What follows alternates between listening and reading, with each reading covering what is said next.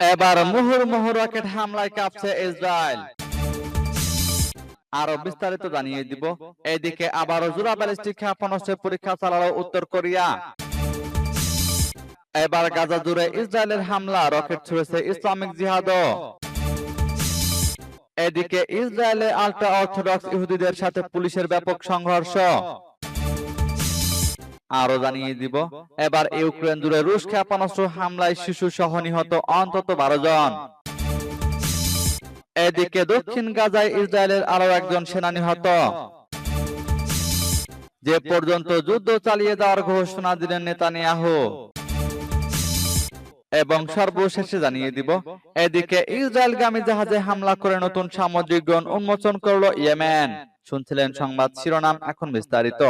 তবে তার আগে অনুরোধ থাকবে, এই ভিডিওতে একটি লাইক দিন এবং কমেন্টস করে জানিয়ে দিন আপনি কোন জেলা থেকে বা কোথায় থেকে আমাদের সাথে যুক্ত রয়েছেন। এবং সংবাদের সর্বশেষ গুরুত্বপূর্ণ আপডেট পেতে চ্যানেলটি সাবস্ক্রাইব করে আমাদের সঙ্গেই থাকুন। এবার মুহুর্মুহু রকেট হামলায় কাঁপছে ইসরায়েল।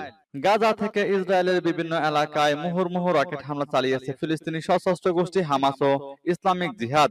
অনেক এলাকা থেকে পালিয়েছে বাসিন্দারা।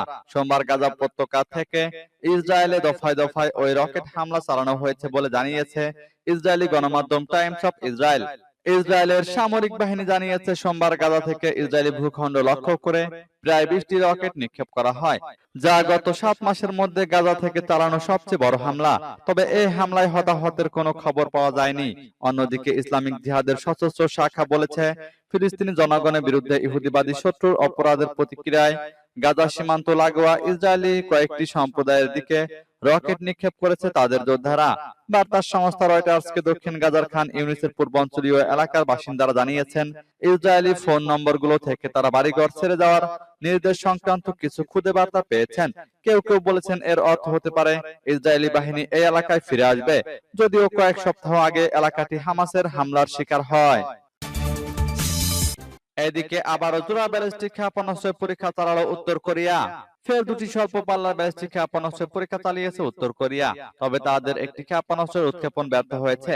দক্ষিণ কোরিয়ার বড় ধরনের যৌথ সামরিক মহড়াকে কেন্দ্র করে পিয়ংইয়ং এমন মহড়ার মারাত্মক পরিণতি সম্পর্কে সতর্ক করার একদিন পর এই পরীক্ষা চালালো উত্তর কোরিয়া। দক্ষিণ কোরিয়ার সামরিক বাহিনী সোমবার এ তথ্য জানিয়েছে। দক্ষিণ কোরিয়ার জয়েন্ট চিফ অব স্টাফ বলেছেন, সামরিক বাহিনী দুটি ক্ষেপণাস্ত্রের উৎক্ষেপণ শনাক্ত করেছে। প্রথম ক্ষেপণাস্ত্রটি স্থানীয় সময় সোমবার ভোর 5টা 5 মিনিটে উৎক্ষেপণ করা হয়। এর প্রায় 10 মিনিট পর দ্বিতীয় ক্ষেপণাস্ত্রের পরীক্ষা চালানো হয়। সামরিক বাহিনী জানায়, ভোর 5টা 5 মিনিটের দিকে পরীক্ষা চালানো স্বল্প পাল্লার ব্যালিস্টিক ক্ষেপণাস্ত্রটি প্রায় 600 কিলোমিটার এবং দ্বিতীয়টি 120 কিলোমিটার পথ অতিক্রম করে। জেসিএস এর মুখপাত্র লি সুং জুন জানান, দ্বিতীয় ক্ষেপণাস্ত্রটি উৎক্ষেপণের প্রাথমিক পর্যায়ে অস্বাভাবিকভাবে উঠতে দেখা গেছে। জেসিএস এক বিবৃতিতে বলেছে, উত্তর কোরিয়া আরো ক্ষেপণাস্ত্র উৎক্ষেপণে প্রস্তুতি নিচ্ছে কিনা তা জানতে সিওলের সামরিক বাহিনী নজরদারি এবং সতর্কতা জোরদার করেছে। সূত্র এনকে নিউজ, রয়টার্স ও এপির। এবার গাজা জুড়ে ইসরায়েলের হামলা, রকেট ছুড়েছে ইসলামিক জিহাদও। ফিলিস্তিনের গাজার বিভিন্ন এলাকায় ব্যাপক হামলা চালিয়েছে ইসরায়েলি বাহিনী। উত্তরে গাজা নগরী, মধ্য অঞ্চলে নুসেরাত আশ্রয় শিবির এবং দক্ষিণে খান ইউনিস ও রাফায় হামলার খবর পাওয়া গেছে। এদিকে উপত্যকাটিতে ইসরায়েলি সেনাদের লক্ষ্য করে সোমবার রকেট হামলা চালিয়েছে ফিলিস্তিনি সশস্ত্র সংগঠন ইসলামিক জিহাদ। ইসলামিক জিহাদ জানিয়েছে, ফিলিস্তিনিদের উপর ইসরায়েলের নৃশংসতার জবাবেই এই রকেট হামলা চালানো হয়েছে। অন্যদিকে ইসরায়েল বলেছে, খান ইউনিস অতিক্রম করার সময় 20টি ক্ষেপণাস্ত্র শনাক্ত করতে পেরেছে তারা। এর মধ্যে বেশিরভাগই ধ্বংস করা হয়েছে। পরের কামান দিয়ে পাল্টা হামলা চালানো হয়েছে। প্রত্যক্ষদর্শীরা জানিয়েছেন, খান ইউনিসের পাশাপাশি দক্ষিণ গাজার রাফা এলাকা ও মধ্য গাজার নুসেরাত আশ্রয় শিবিরে ইসরায়েলি হামলা হয়েছে। এছাড়া গাজা নগরীর সুজাইয়া এলাকায় পঞ্চম দিনের মতো যুদ্ধ চলছে। সেখানে ইসরায়েলি ট্যাঙ্কগুলো থেকে গোলা ছোড়া হচ্ছে। সুজাইয়ার ফিলিস্তিনি যোদ্ধাদের সঙ্গে কঠিন লড়াই চলছে বলে জানিয়েছেন ইসরায়েলের প্রধানমন্ত্রী বেনিয়ামিন নেতানিয়াহু। এদিকে ইসরায়েলে আল্ট্রা অর্থোডক্স ইহুদিদের সাথে পুলিশের ব্যাপক সংঘর্ষ। দখলকৃত জেরুজালেমে আবারও ব্যাপক বিক্ষোভ করেছে ইসরায়েলের আল্ট্রা অর্থোডক্স ইহুদিরা। পুলিশের সাথে ব্যাপক সংঘর্ষ হয়েছে তাদের। বাধ্যতামূলকভাবে সেনাবাহিনীতে যোগদানে সুপ্রিম কোর্টের নির্দেশের প্রতিবাদে রাস্তায় নামেন অর্থোডক্স ইহুদিরা। রোববার প্রতিবাদ মিছিলে অংশ নেন হাজারো কট্টর অর্থোডক্স। তীব্র প্রতিবাদ জানান নেতানিয়াহু প্রশাসনের এই সিদ্ধান্তের বিরুদ্ধে। এ সময় তাদের হাতে ছিল সরকার বিরোধী স্লোগানের বিভিন্ন প্লেকার্ড ও ব্যানার। বিক্ষোভ দমনে জলকামান ছোড়ে পুলিশ। সংঘর্ষে জড়ায় বিক্ষোভকারীদের সাথে কঠোর অর্থোডক্স ইহুদিরা। ধর্মপ্রাণ এবং ধর্মপ্রচারক হওয়ায় ইসরায়েলি সেনাবাহিনীতে যোগদান করা তাদের জন্য বাধ্যতামূলক নয়, কিন্তু সুপ্রিম কোর্টের নির্দেশে তাদের সেনাবাহিনীতে যোগদান বাধ্যতামূলক করা হয়েছে। এবার ইউক্রেন জুড়ে রুশ ক্ষেপণাস্ত্র হামলায় শিশুসহ নিহত অন্তত 12 জন। ইউক্রেন জুড়ে ভয়াবহ ক্ষেপণাস্ত্র হামলা চালিয়েছে রাশিয়া। এই হামলায় অন্তত 12 জন নিহত হয়েছেন, এদের মধ্যে 4 জন শিশু। শনিবার ইউক্রেনের প্রেসিডেন্ট ভলোদিমির জেলেনস্কি সতর্ক করে বলেছেন, জাপোরিজিয়ার কাছে বিলনিয়ানস্ক গ্রামের রাশিয়ার হামলায় নিহতের সংখ্যা আরো বাড়তে পারে। সামাজিক মাধ্যমে এক পোস্টে জেলেনস্কি বলেন, জাপোরিজিয়া অঞ্চলে রাশিয়ার ক্ষেপণাস্ত্র হামলায় 2 শিশু সহ 7 জন নিহত হয়েছে। তিনি পশ্চিমা দেশগুলোকে আরো দ্রুত অস্ত্র সরবরাহের আহ্বান জানিয়েছেন। তিনি বলেন, এই যুদ্ধে অস্ত্র সরবরাহে বিলম্ব হওয়া মানে আরো বেশি মানুষের প্রাণহানি ঘটা। জেলেনস্কি বলেছেন, তিনি পুরো শহরের হামলার ঘটনা ইউক্রেনের মিত্র দেশগুলোকে এটা মনে করিয়ে দিচ্ছে যে তাদের আরো বিমান প্রতিরক্ষা ব্যবস্থা প্রয়োজন। তিনি বলেন, এ কারণেই আমরা বারবার আমাদের সব অংশীদারদের এটা মনে করিয়ে দিচ্ছি যে শুধুমাত্র পর্যাপ্ত পরিমাণে উচ্চমানের বিমান প্রতিরক্ষা ব্যবস্থায় রাশিয়ার এই সন্ত্রাসী হামলা থামাতে সক্ষম। ওই শহরের গভর্নর ইভান ফেদরভ জানিয়েছেন, দিনের আলোতে শহরের কেন্দ্রস্থলে এমন একটি জায়গা রাশিয়া হামলা চালিয়েছে যেখানে লোকজন অবসর সময় কাটাচ্ছিল। এদিকে ইউক্রেনের স্বরাষ্ট্রমন্ত্রী ইগোর ক্লিমেনকো জানিয়েছেন, জাপোরিজিয়া শহর থেকে 30 কিলোমিটার দূরে অবস্থিত ভিলনিয়ানস্ক শহরে 4 জন শিশু সহ 18 জন আহত হয়েছে। এদিকে দক্ষিণ গাজায় আরো একজন ইসরায়েলি সেনা নিহত। অবরুদ্ধ গাজার উপত্যকা রাফা শহরে ভয়াবহ যুদ্ধে ইসরায়েলের আরো একজন সেনা নিহত হয়েছে। সোমবার ইসরায়েলি সামরিক বাহিনী এ তথ্য নিশ্চিত করেছে। জেরুজালেম পোস্টের এক প্রতিবেদন অনুযায়ী নিহত সেনার নাম সার্জেন্ট ইজাক হাদাদ। তিনি বীর সেবা রেঞ্জের নাহল ব্রিগেডের 93তম ব্যাটালিয়নে দায়িত্বরত ছিলেন।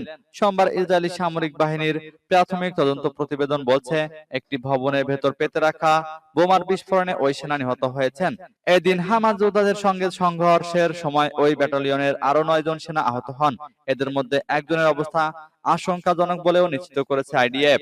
এদিকে হাদাদের মৃত্যুর মধ্য দিয়ে গাজায় আগ্রাসন চালাতে গিয়ে ইসরায়েলের নিহত সেনার সংখ্যা দাঁড়ালো 319 জনে। এর আগে হামাসের হাতে বন্দীদের উদ্ধার করতে গিয়ে ইসরায়েলের যে পুলিশ কর্মকর্তা নিহত হয়েছিলেন, এই সংখ্যার মধ্যে তিনিও রয়েছেন। এছাড়া গাজায় ইসরায়েলের যুদ্ধ মন্ত্রণালয়ের এক বেসামরিক ঠিকাদার নিহত হয়েছেন। তবে হামাস বলছে, গাজায় নিহত ইসরায়েলি সেনার সংখ্যা এর চেয়ে অনেক বেশি। এবার যে পর্যন্ত যুদ্ধ চালিয়ে যাওয়ার ঘোষণা দিলেন নেতানিয়াহু। ইসরায়েলের প্রধানমন্ত্রী বেনিয়ামিন নেতানিয়াহু রবিবার আবার নতুন করে অঙ্গীকার করেছেন যে জয়ের বিকল্প নেই। তিনি তার মন্ত্রিসভাকে বলেন, ইসরায়েল গাজায় হামাসের বিরুদ্ধে যুদ্ধ চালিয়ে যাবে যতক্ষণ না তারা পরাজিত হয় এবং হামাসের হাতে 120 জন পণবন্দীকে মৃত ও জীবিত অবস্থায় ফিরিয়ে না আনা হচ্ছে। তিনি বলেন, এই যুদ্ধ চলবে যতক্ষণ না আমরা আমাদের লক্ষ্য অর্জন করি, সেই সাথে হামাস ইসরায়েলের জন্য আর কোনো হুমকির কারণ না হবে। এদিকে যুদ্ধবিরতি আলোচনার অবস্থল অবস্থায় কোনরূপ পরিবর্তন দেখা যাচ্ছে না। ইসরায়েল 6 সপ্তাহের জন্য যুদ্ধ বন্ধের এবং পণবন্দী ও বন্দীদের বিনিময় করার প্রস্তাব জানিয়েছে, আর হামাস যুদ্ধটির স্থায়ী সমাপ্তি এবং ইসরায়েলের সৈন্য প্রত্যাহারের দাবি জানিয়েছে।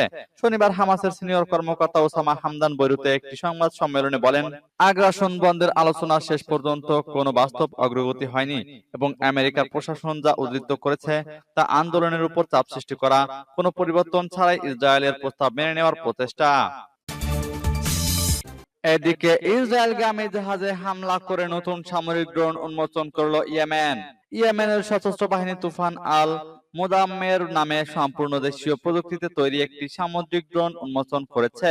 লোহিত সাগরে ইসরায়েল সংশ্লিষ্ট একটি জাহাজে হামলার মাধ্যমে ওই ড্রোনটি উন্মোচন করা হয়। গত 23 জুন লোহিত সাগরে ইসরায়েলগামী ট্রান্স ওয়ার্ল্ড নেভিগেটর জাহাজে অভিযান চালায় ওই সামুদ্রিক ড্রোন। গতকাল ওই অভিযানের একটি ভিডিও প্রকাশ করেছে ইয়েমেনের সশস্ত্র বাহিনী।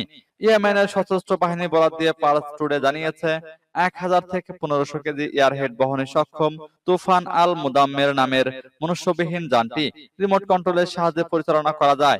ঘন্টায় ৪৫ নটিক্যাল মাইল গতিসম্পন্ন সামুদ্রিক যানটি বড় ধরনের একটি জাহাজকে নিমিষেই ধ্বংস করতে সক্ষম। প্রকাশিত ভিডিওতে দেখা গেছে স্পিডবোটের মতো দেখতে তুফান আল মুদাম্মের যানটি একটি জাহাজে স্পর্শ করা মাত্রই তাতে আগুন ধরে যায়। ইয়েমেনের সশস্ত্র বাহিনী নিজ দেশের বিশেষজ্ঞ ও বিজ্ঞানীদের প্রচেষ্টায় সামরিক ক্ষেত্রে উল্লেখযোগ্য অগ্রগতি অর্জন করেছে এবং ২০ দিনের মধ্যে ফিলিস্তিন ব্যালিস্টিক ক্ষেপণাস্ত্র হাতেম 2 সুপারসনিক ব্যালিস্টিক ক্ষেপণাস্ত্র সহ ৩ ধরনের উন্নত মানের অস্ত্রের পরীক্ষা চালিয়েছে। এর সর্বশেষ সংযোজন হলো তুফান আল মুদাম্মের সামুদ্রিক ড্রোন। গাজায় ইসরায়েলের আগ্রাসনের প্রতিবাদ ও ফিলিস্তিনি স্বাধীনতাকামী সংগঠন হামাসের প্রতি সমর্থনের অংশ হিসেবে গত নভেম্বর থেকে লোহিত সাগর, বাব আল মান্দাব প্রণালী, আরব সাগর এবং এডেন উপসাগরে ইসরায়েলের মালিকানাধীন ও ইসরায়েলগামী পশ্চিমাদের জাহাজে ড্রোন ও ক্ষেপণাস্ত্র হামলা করে আসছে হুতি আনসারুল্লাহ সমর্থিত সামরিক বাহিনী। সূত্র পার্স টুডের।